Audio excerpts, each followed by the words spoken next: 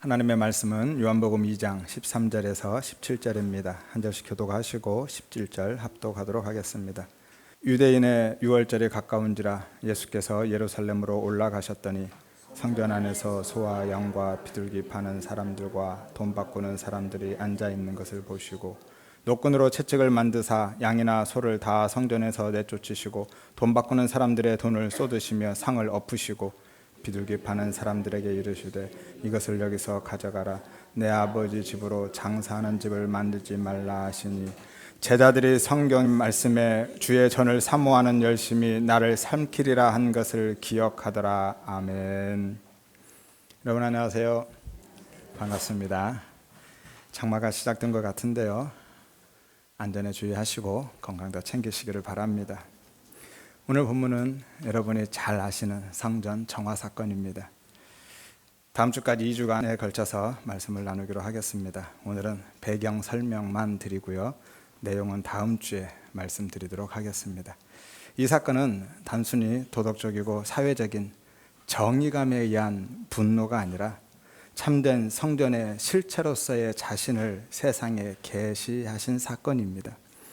옛 성전이 참 성전으로 대치된 것이고요, 율법이 복음으로 전환된 사건인 거죠. 그래서 오늘 본문이 가나 혼인잔치의 표적에 이어서 바로 등장하고 있는 겁니다. 지난번에 표적에 대해서 한번 설명드렸었죠. 예수님이 표적을 행하시면 사람들이 그 표적을 오해합니다. 그래서 예수님이 그 의미를 다른 그림으로 설명해 주셨죠. 따라서 오늘 본문은 가나 혼인잔치의 표적에 대한 부연 설명으로 하고 계신 겁니다. 3장과 4장의 니고데모와 사마리아 여인 이야기도 마찬가지죠. 가나 혼인잔치의 표적에 대한 보충 설명으로 주고 계신 거예요. 예수님이 가나의 혼인집에서 물로 포도주를 만드신 표적이 가리키는 게 무엇이었죠? 예수 그리스도의 십자가 사역이었죠.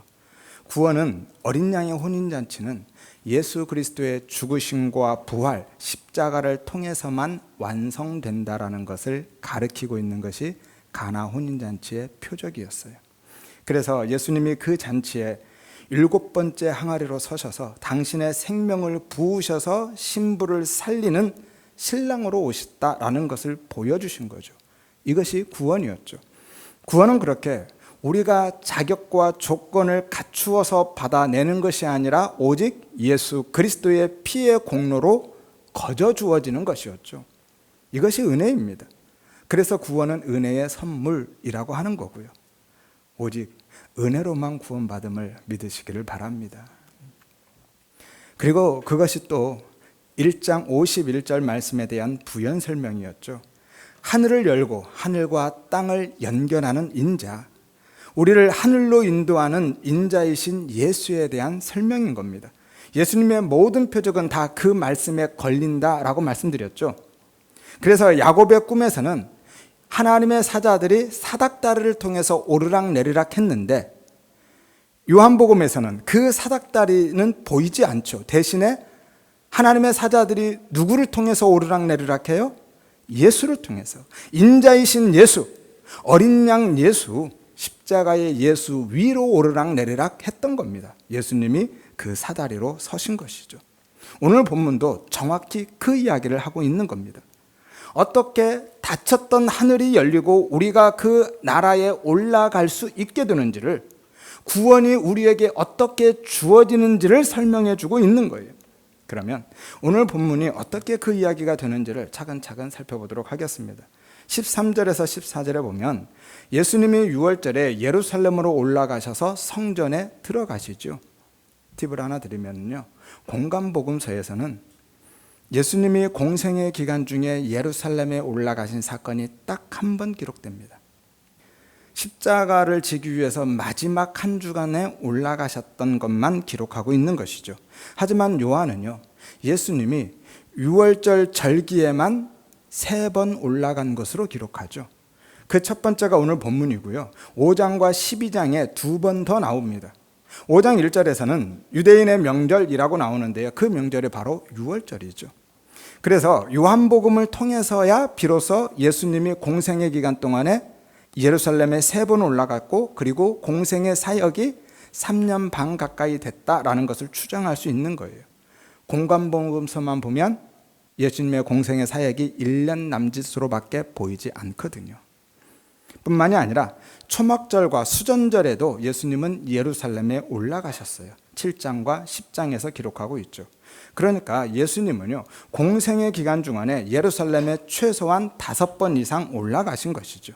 아무튼 예수님이 첫 번째 예루살렘에 올라가셔서 무엇을 하셨죠? 이른바 성전 정화를 하셨죠. 그런데 이상하지 않습니까?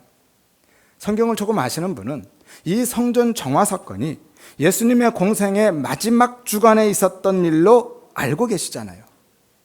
공관복음서는 그렇게 기록합니다. 주일에 예수님이 입성하셔서 다음 날 월요일에 바로 성전을 뒤집어 놓으시잖아요. 그러면 요한이 지금 뭔가 착각한 건가요? 아니면 요한이 다른 의도가 있어서 뭔가 설명해 주기 위해서 나중에 일어났던 사건을 앞으로 끌어당겨다가 쓰고 있는 걸까요? 저도 처음에는 그렇게 생각했는데 자세히 들여다보니까 그게 아닌 겁니다. 예수님의 성전 정화 사건은요, 공생의 사역 초기와 사역 말기에 2번 있었던 거죠. 그 이유에 대해서 간단하게 설명드리겠습니다. 19절과 20절에 보면 예수님이 너희가 성전을 헐면 내가 사흘 동안 사흘 안에 일으킬 것이라 라고 하시자 유대인들이 따지죠. 뭐라고 따집니까? 이 성전은 46년 동안 지어졌는데 네가 뭔데 3일 안에 일으키겠다고 하느냐라는 거였죠. 이 성전은요, 헤롯 성전입니다. 헤롯이 유대인들의 지지를 얻기 위해서 성전을 화려하게 재건하기 시작한 거예요. 그리고 이 짓다라는 것이 부정과거 수동태입니다. 그러니까 쉽게 말하면 46년째 지어지고 있다라는 거예요. 아직 완공된 게 아닙니다. 예수님 당시의 성전은 주요 건물은 어느 정도 완공되었지만 성전의 외곽이나 시설이나 장식 등은 계속 건설하고 있는 중이었거든요. 그리고 이 헤롯 성전은 언제 완공되죠? AD 63년에 완공됩니다. 그러니까 BC 20년경부터 짓기 시작했으니까 80년 이상 공사를 진행했던 거예요. 그러니 예수님 당시에는 아직 완공되지 않고 공사가 진행 중이었던 거죠. 그리고 AD 70년에 단 7년 만에 로마 장군 티투스에 의해서 이 성전이 완전히 파괴되어 버리죠. 아무튼 그러면 46년째 짓고 있다는 것은 그때가 AD 26년이라는 거예요. 예수님은 BC 3년에서 4년생이니까 약 30세에서 31세죠. 그러면 예수님의 사역 초기가 되는 거죠. 예수님은 33세에 돌아가셨으니까요. 따라서 공관복음서에 나오는 마지막 주간의 성전 정화 사건과 오늘 본문에 나오는 이 성전 정화 사건은 같은 사건이 아니라 다른 사건이다라는 거예요. 마치 오병이어와 칠병이어의 표적처럼 다른 사건입니다. 그래서 공관복음서에서는 성전을 46년 동안 짓고 있다는 내용이 없고요. 대신에 내 집은 기도하는 집인데 너희가 강도의 소굴을 만들었다라는 내용이 들어가 있는 것이고, 오늘 요한복음에는 그 내용들이 없는 거예요. 대신 성전을 46년 동안 짓고 있다라는 내용이 있는 거고요. 다른 이야기를 하고 있는 겁니다. 따라서 예수님이 사역 초기에 한번 그렇게 뒤집어 엎으셨는데 유대인들이 귓등으로 듣지 않았다라는 거예요. 여전히 그러고 살고 있었다라는 것이죠. 그래서 예수님이 공생의 마지막 한 주간에 올라가셔서 다시 한번 성전을 뒤집어 버린 거예요. 그러면 요한은 왜 다른 복음서에는 없는 이야기를 굳이 기록하고 있는 것일까요? 왜냐하면 예수님이 참 성전이신과 가나의 혼인잔치에서 보여주셨던 것처럼 종말의 마지막 심판이 이미 시작되었다라는 것을 이야기하고 싶은 겁니다. 예수 그리스도가 오심으로써 예수 그리스도를 통해서 그 종말이 이미 시작되었다. 그 심판이 너희에게 떨어졌다라고 요한이 이야기하고 있는 거예요. 가나의 혼인잔치도 종말에 있을 어린 양의 혼인잔치에 대한 모형이라 말씀드렸죠. 오늘 본문도 그것에 대한 부연 설명으로 하고 있는 겁니다. 따라서 예수님은 처음부터 당신이 참 성전이심을, 성전의 원형이시고 실체이심을 말씀하고 계신 거고요. 그래서 21절 보면 예수는 성전된 자기 육체를 가리켜 말씀하신 것이다 라고 친절하게 해설을 덧붙이고 있는 거예요. 따라서 오늘 본문은 성전에 또 다른 성전이 들어간 형국이죠. 옛 성전에 참 성전이 들어가신 겁니다. 그리고 그 옛 성전을 부수고 파괴하고 심판하고 계신 거예요. 14절에서 16절에 보면 장사하는 사람들을 내쫓고 환전상들을 그 상들을 다 엎어버리는 장면이 나오는데요. 이것을 이른바 성전 정화 사건이다 혹은 성전 청결 사건이다 라고 하죠. 하지만 제가 볼 때는요, 그 이름은 적확하지는 않습니다. 왜냐하면 정화나 청결이라는 것은 깨끗하게 한다라는 건데, 깨끗하게 한다라는 것은 깨끗하게 해서 다시 사용하겠다라는 거잖아요. 하지만 오늘 예수님은 서두에 말씀드렸듯이 옛 성전을 참 성전으로, 모형을 원형으로 실체로 대체하고 계신 거거든요. 따라서 예수님은 지금 옛 성전을 깨끗하게 청소하고 계신 것이 아니라 옛 성전을 완전히 부정하고 파괴하고 심판하고 계신 거예요. 따라서 오늘 본문은 성전 정화 사건 혹은 청결 사건이 아니라 성전 파괴 사건 혹은 성전 심판 사건으로 불러야 적확한 표현인 거죠. 요한은요, 그렇게 예수님이 시작하신 새 창조 사역을 성전 파괴 또는 성전 심판이라는 틀 안에서 해석하고 있는 것이고요. 요한이 이 복음서를 쓸 때는요, 예루살렘 성전은 이미 로마 장군 티투스에 의해서 파괴된 이후거든요. 예루살렘 성전은 없는 상황입니다. 요한복음은 AD 90년경에 쓰여졌는데 예루살렘 성전, 헤롯 성전은 언제 파괴되었다고요? AD 70년에. 그러니 없는 거죠. 따라서 요한은 독자들에게 예루살렘 성전이 파괴된 것은 세상의 정치적이고 군사적인 힘의 논리에 의해서 된 것이 아니라 예수 그리스도 안에서 된 것이라고 해설하고 설명해 주고 있는 거예요. 이것이 에스겔 47장에 나오는 성전에 대한 환상의 진의인 겁니다. 에스겔 47장 1절에서 12절에 보면 이런 내용이 있어요. 하나님의 성전에서 흘러나오는 생명샘의 물이 모든 죽어가는 것을 살리고 생명을 풍성히 공급하여서 치유와 회복을 일으키는 은혜의 강이 되었다라는 내용이죠. 유대인들은요, 이 말씀을 문자적으로 이해해서 완성될 헤롯 성전만 보고 살았어요. 그 성전이 완성되면 메시아가 와서 로마의 압제로부터 자신들을 해방하고 다윗 왕국을 회복시켜 줄 것이라고 기대하고 굳게 믿고 있었던 것이죠. 그런데 7년 만에 예루살렘 성전이 완전히 파괴되어 버리죠.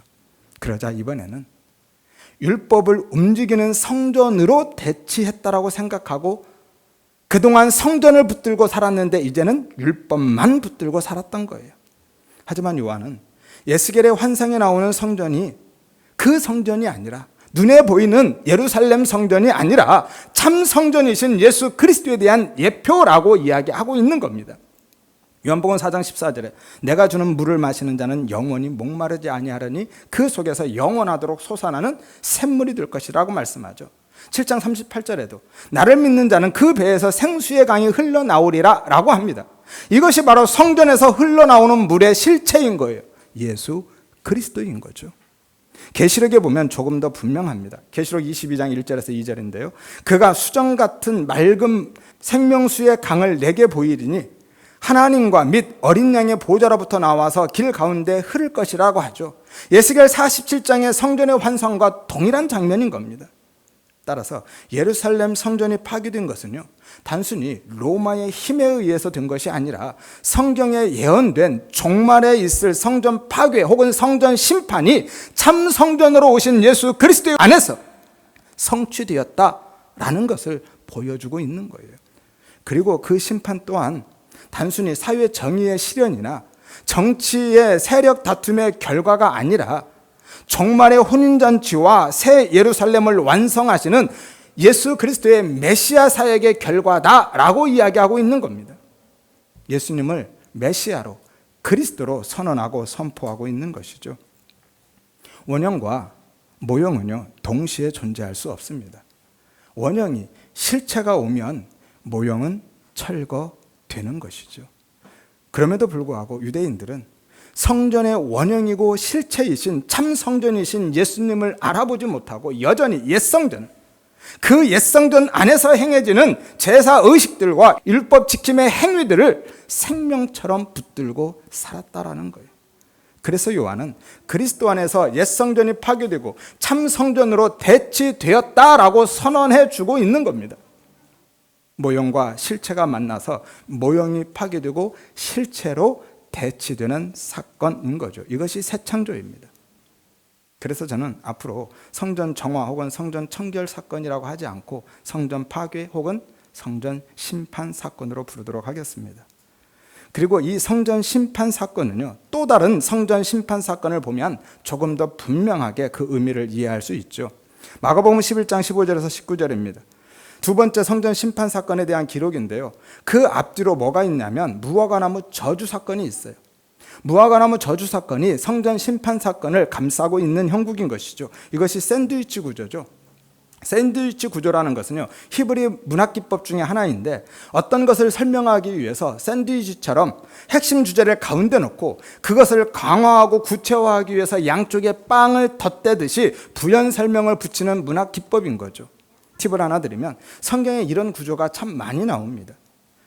창세기에 보면 요셉 이야기 양쪽으로 유다가 등장하죠. 여호수아서에 보면 라합 이야기 양쪽에 정탐꾼들이 등장하고요. 룻기에 보면 룻과 보아스 양쪽에 나오미 이야기가 나오죠. 특히 시편이나 마가복음에 많이 나옵니다. 예컨대 마가복음 5장에 보면 12의 혈루병 여인 치유 사건을 중심으로 야이로의 딸 이야기가 나오거든요. 마가복음 14장에 보면 예수님의 겟셋만의 기도를 중심으로 제자들의 배신 이야기가 기록되고요. 예수님께 향유를 부은 여인 중심으로 대제사장들과 가룟 유다의 배신 이야기가 등장하는 게 그런 이유인 겁니다. 그래서 성경은 항상 그 문장 혹은 그 본문만 보는 것이 아니라 성경은 항상 구조와 문맥을 같이 봐야 된다라고 하는 거예요. 사실 성경은요, 내용뿐만이 아니라 성경 전체가, 틀 자체가 아예 이 샌드위치 구조로 되어 있습니다. 성경은 크게 구약과 신약으로 나뉘죠. 하지만 엄밀히 보면 구약과 신약으로 나눈 것이 아니라 세 부분으로 나뉩니다. 구약은요, 통칭해서 율법서라고 할 수 있고요. 신약은 통칭해서 서신서라고 하죠. 그러면 서신서 전에 뭐가 있어요? 복음서가 있죠. 그러니까 구약과 신약 사이에 복음서가 중심으로 딱 들어가 있는 형국인 거예요. 복음서는 예수 그리스도이죠. 이게 샌드위치 구조입니다. 복음서, 예수 그리스도를 설명하기 위해서 구약과 신약이 있는 거예요. 아무튼 마가복음 11장에도 예루살렘 성전 심판 사건을 중심으로 열매 없는 무화과나무 저주 사건이 기록되어 있습니다. 따라서 열매 없는 무화과나무는요, 예루살렘 성전으로 상징되는 성전 지도자들을 의미하고 있는 것이고요. 그리고 그 나무를 영원히 저주하신 것은 예루살렘 성전에 대한 영원한 심판을 상징하고 있는 거예요. 그러니까 열매 없는 무화과나무 저주 사건과 예루살렘 성전 심판 사건이 같은 이야기다라는 거죠. 같은 내용을 다른 그림으로 설명해 주고 있는 것입니다. 이해를 돕기 위해서 조금 더 설명드리도록 하겠습니다. 마가복음 11장을 펴놓고 따라오시기를 바랍니다. 마가복음 11장을 한번 펴보세요. 마가복음 11장 12절에서 14절에 보면 예수님이 배가 고파서 한 무화과나무를 보고 가까이 가셨는데 열매는 없고 잎사귀만 무성했죠. 그래서 예수님이 저주를 선언합니다. 사람들이 영원히 너에게서 열매를 얻지 못할 거라고요. 그리고 20절에서 21절에 보면 다음 날 무화과나무가 뿌리째 말라 죽어버리죠.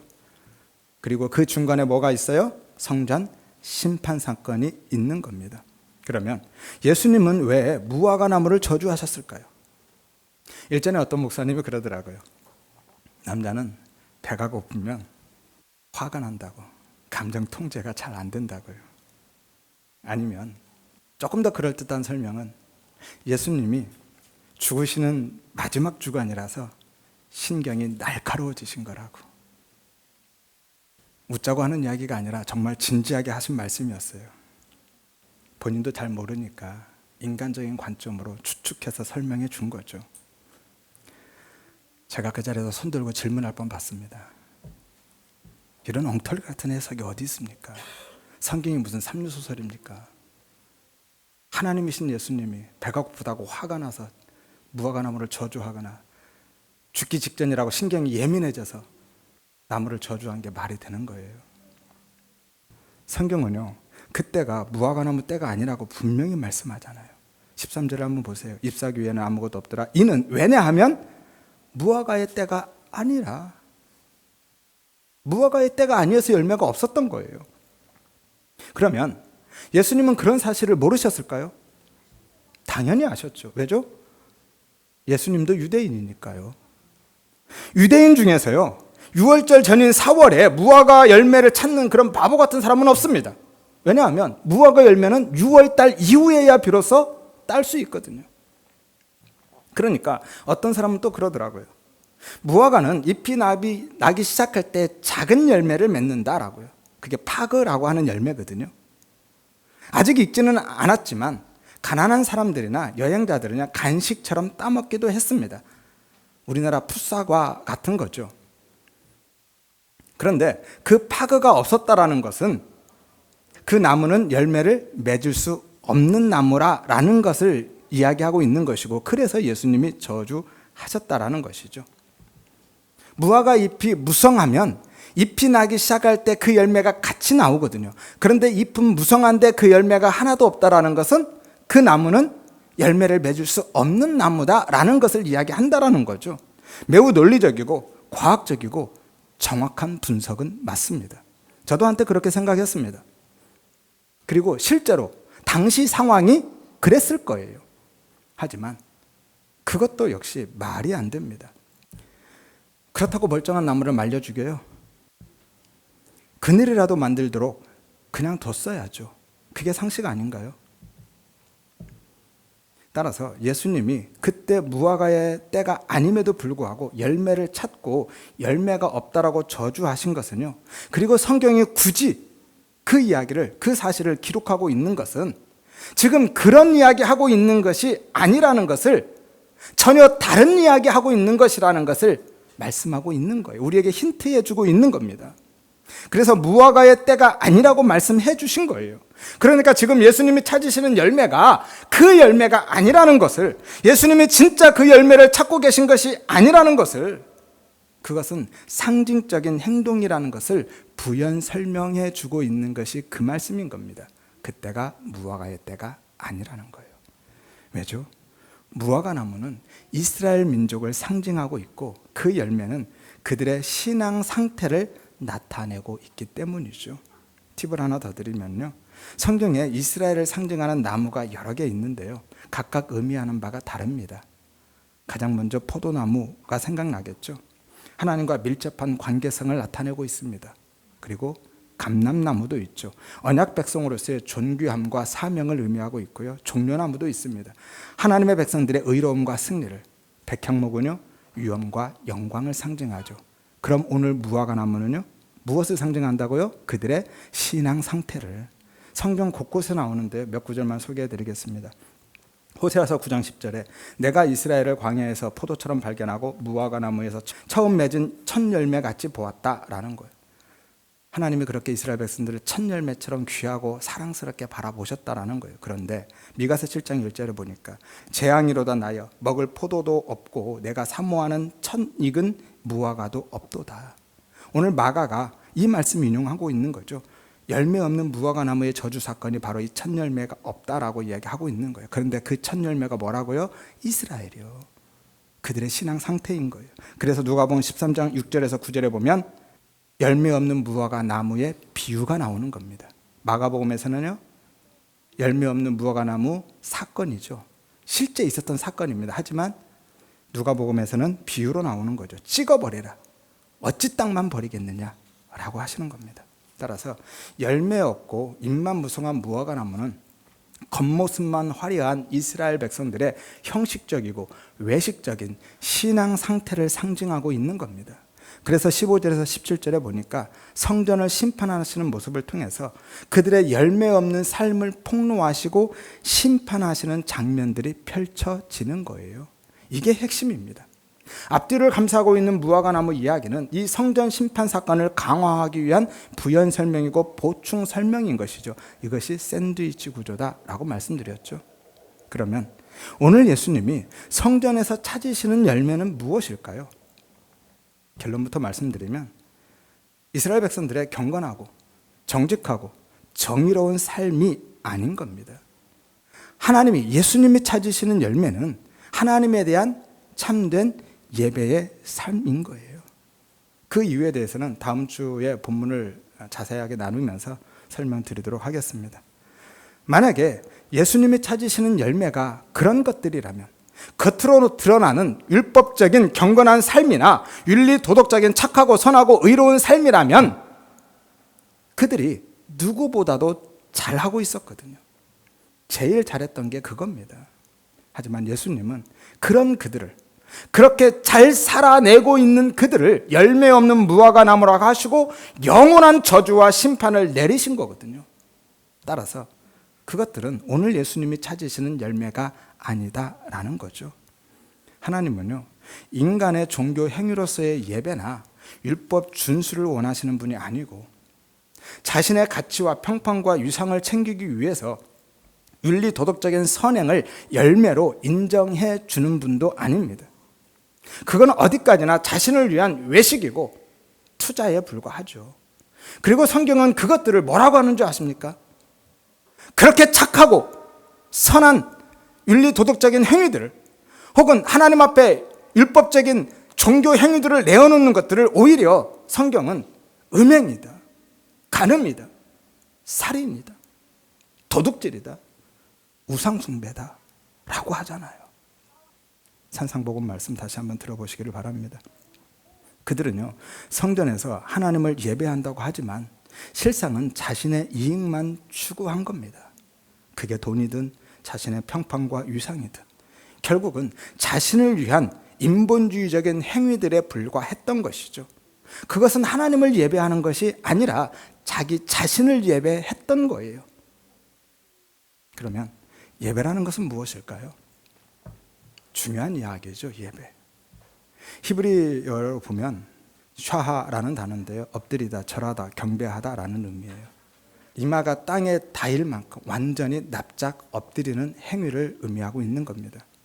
그리고 헬라어는 프로스큐네오라는 단어인데요, 입맞추다라는 단어의 의미입니다. 예정의 입맞춤이 아니라 무릎을 꿇고 엎드려서 상대방의 발등에 입맞추는 것을 의미하고 있는 거예요. 둘 다 같은 의미죠. 그렇게 엎드려서 절하고 입맞추는다라는 것은요, 원래 의미가 어떤 거냐면 정복당한 왕이 자신을 정복한 왕의 발 앞에 납작 엎드려서 그 발등에 입맞추는 것을 의미하는 게 바로 이 단어인 거예요. 한마디로 항복 선언을 하는 행위인 겁니다. 그게 예배라는 단어예요. 따라서 그것은요, 자신의 모든 가치와 질서를 부정하고 생명까지 내어 맡기는 행위인 거죠. 생사여탈권을 정복한 왕에게 온전히 맡기는 행위가 예배인 겁니다. 그러니까 예배는요, 무엇을 하느냐의 문제가 아니라 누구 앞에 섰느냐의 문제예요. 다시 말씀드립니다. 예배는 내가 무엇을 하느냐가 아니라 누구 앞에 섰느냐라는 거예요. 행위가 아니라 실존의 문제라는 거죠. 따라서 예배는 단순히 특정한 장소와 시간에 종교 의식을 치르거나 신앙적인 행위들을 내어놓는 것이 아닌 겁니다. 진짜 예배의 본질은 우리가 이렇게 모여서 찬양하고 기도하고 말씀 듣고 헌금하고, 이것이 예배의 본질이 아니라는 거예요. 구약의 모든 제사와 성전의 예배는 예수 그리스도 안에서 실체로 드려지는, 예수로 드려지는 영적 예배에 대한 예표와 그림자로 주신 거거든요. 따라서 예배의 본질은 우리의 삶 전체를 거룩한 산 제물로 드리는 것, 그것이 예배인 거예요. 그래서 바울은 이것을 영적 예배라고 하죠. 로마서 12장 1절에 너희 몸을, 너희 삶이죠, 거룩한 산 제사로 드려라. 이것이 너희가 드릴 영적 예배다라고 말씀합니다. 그러면 지금 우리가 이렇게 모여서 예배드리는 이 주일 예배는 안 해도 되는 건가요? 어떻습니까? 필요 없는 거예요? 아니죠. 반드시 해야만 하는 겁니다. 아니, 정확히 말씀드리면 반드시 하게 되어 있습니다. 예전에 말씀드렸죠. 예수 안에 있으면 해야 하는 일은 없어진다고요. 하지만 하게 되는 삶을 살아가게 된다고요. 하게 되는 거예요. 마땅히 예배하게 되는 겁니다. 왜죠? 하나님께 항복한 그 영적 예배의 삶을 사는 자들의 첫 번째 반응과 증거가 바로 정한 시간에 정한 장소에 하나님을 예배하는 것으로 나타나기 때문인 거예요. 그래서 해야 하는 것이 아니라 하게 된다라는 거예요. 어떤 사람은 그러더라고요. 나는 교회는 안 가는데 하나님은 믿어. 맞는 말입니까? 맞아요. 교회는 안 나가는데 하나님은 믿는데요. 여러분, 우리가 드리는 영적 예배는 삶의 예배가 맞습니다. 예배의 본질은 이렇게 의식적인 외형적인 게 아니라 우리의 삶 전체가 예배의 본질이 맞아요. 삶을 하나님 앞에 산 제물로 드리는 것이 예배가 맞습니다. 하지만 그런 삶의 예배는요, 반드시 정한 시간에 정한 장소에서 하나님을 예배하는 삶이 전제되어야 가능한 거예요. 지금 시간이나 공간의 거룩함에 대한 이야기를 하고 있는 것이 아닙니다. 그것은 이원론 사상이고요, 바알 신학에서 온 거죠. 그런 얘기를 하고 있는 것이 아니라 자신의 모든 가치와 질서를 부정하고 하나님 앞에 온전히 항복한 사람은요, 반드시 정한 시간에 정한 장소에서 하나님을 예배하는 삶을 살게 되어진다라는 거예요. 왜냐하면 그것이 바로 하나님을 하나님으로 만나고 자신은 피조물의 자리에 서게 된 사람, 자기 부인이 일어난 사람의 첫 번째 반응이고 증거이기 때문인 거죠. 그래서 그 은혜가 너무나도 크기 때문에 내가 복받기 위해서, 잘되기 위해서 보험 붙는 형식으로 그 마음으로 예배하는 것이 아니라 그 은혜가 너무 크고 감사해서, 감사함으로 사랑해서 예배하게 되는 거고요. 그 은혜가 아니면 나는 아무것도 아님을 알기 때문에 온전히 하나님을 믿고 신뢰하고 의지하면서 예배하게 되는 겁니다. 자연스럽게 예배자의 삶을 살게 되는 거죠. 그리고 그 사람이 진짜 삶 전체를 거룩한 산 제물로 드리는 삶의 예배, 영적 예배자로 살게 되는 거고요. 따라서 그런 예배의 삶을 살지 않으면서, 한마디로 주일에 교회조차 나오지 않으면서, 또는 주일 예배를 쉽고 가볍게 생각하면서 하나님을 믿는다라고 하는 것은요, 어불성설입니다. 둘 중에 하나예요. 자기 신념이나 확신에 불과하든지, 아니면 그냥 나를 위해서 복 받으려고 마음 편하자고 하나님을, 혹은 하나님의 힘과 능력을 필요로 하는 것에 불과하는 겁니다. 아직요, 하나님 앞에서 항복한 자가 아닌 거죠. 아무튼 그렇게 기존의 내 나라의 모든 가치와 질서를 부정하고 하나님께 항복한 자로, 벌거벗은 자로 서는 게 예배인데, 당시의 유대인들은요, 특히 성전 지도자들은 성전 안에서 행해지는 형식적인 종교 의식과 율법 지킴의 행위만 붙들고 살았다는 거예요. 예수님은 지금 성전에 들어가셔서 그걸 부수고 계신 거예요. 그들의 예배 행위를 부수고 계신 겁니다. 그들의 율법 지킴의 행위를 부수고 계신 거예요. 그게 그들의 성전이 되어버렸거든요. 참 성전이신 예수를 외면해버리고 그것으로 자기 성전 삼아서 살았던 거거든요. 이것이 열매 없는 무화과나무 저주 사건과 성전 심판 사건의 진의인 겁니다. 그들은 겉으로는 열심히 하나님을 예배하고 신실하게 하나님의 말씀을 따라서 사는 것처럼 보였지만, 사실은 자신의 가치와 평판과 현실적인 이익만 추구하고 있었던 거예요. 오늘 성전에서 장사하는 모습이 그 모습이거든요. 다음 주에 자세하게 설명드리도록 하겠습니다. 오죽하면 예수님이 강도의 소굴이라고 하셨겠어요. 마가복음 11장 17절에 보면 내 집은 만민이 기도하는 집이네 너희가 강도의 속을 만들었다라고 하죠. 디모데전서 6장 5절에 보면 마음이 부패하여 진리를 잃어버리고 경건조차도, 이 신앙적인 행위조차도 자신의 이익의 방도로 생각한다고 하죠. 하나님을 예배하는 이 행위조차도, 하나님을 섬기는 봉사조차도 자신의 이익의 수단으로 삼았다라는 거예요. 이사야서 29장 13절에 보면 입술로는 나를 공경하지만 마음은 내게서 멀었다라고 하죠. 이것이 바로 입만무성한 그들의 실체인 거죠. 그래서 하나님이 그들의 제사도, 제물도, 찬송도 다 거절하시고요. 뭐라고 하시냐면, 야, 누가 저 문 좀 닫아줬으면 좋겠다. 저 성전 문 좀 누가 닫아버려라 라고 말씀하시는 거예요. 이사야서 1장 11절에서 13절, 아모스 5장 21절에서 24절, 말라기서 1장 6절에서 10절 말씀인데요. 집에 가서 꼭 한번 찾아 읽어보시기를 바랍니다. 그리고 그러한 그들의 모습을 오늘 본문에서는 성전에서 장사하는 것으로 폭로하고 계신 거예요. 가나의 혼인잔치에서는 어떤 모습으로 드러났죠? 텅 비어있는 도랑아리로. 그게 바로 지금 우리의 모습이잖아요. 그런데 예수님이 오셔서 당신의 피를, 당신의 생명을 부으셔서 혼인잔치를 완성해 내신 거죠. 우리에게 구원의 은혜를 주신 겁니다.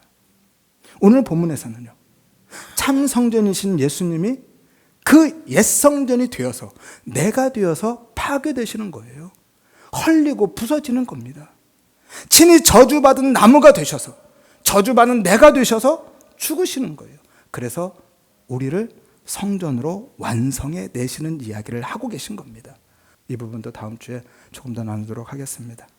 이것이 바로 구원이고 복음이고 은혜인 거예요. 그래서 요한복음은요, 전체가 다 은혜입니다. 은혜의 복음이에요. 거기에는요, 우리가 어떤 행위도 보탤 수 없고요, 무엇으로도 기여할 수 없습니다. 따라서 우리 모든 성도님들은요, 오늘 유대인들처럼, 성전 지도자들처럼 하나님을 섬기고 예배한다 하면서도 그것으로 내 가치와 유익을 추구하는 종교 행위로만 하지 마시고, 내 나라의, 나라는 나라의 모든 가치와 질서를 부정하고 오직 하나님 앞에 항복한 자로서는 참된 예배자로 사는 그 은혜를 구하시기를 바랍니다. 하여서 우리 모두가 하나님의 힘을 끌어오기 위해서 하나님을 찾고 하나님의 이름을 부르는 종교적인 삶이 아니라, 그 구원의 은혜에 감사해서, 그 하나님을 너무 사랑해서 하나님을 온전히 믿고 신뢰하고 의지함으로 하나님을 찾고 부르고 그 이름 앞에 엎드려서 거룩한 산 제물로 드려지는 영적 예배자로 살아가시기를 주의 이름으로 축원드립니다.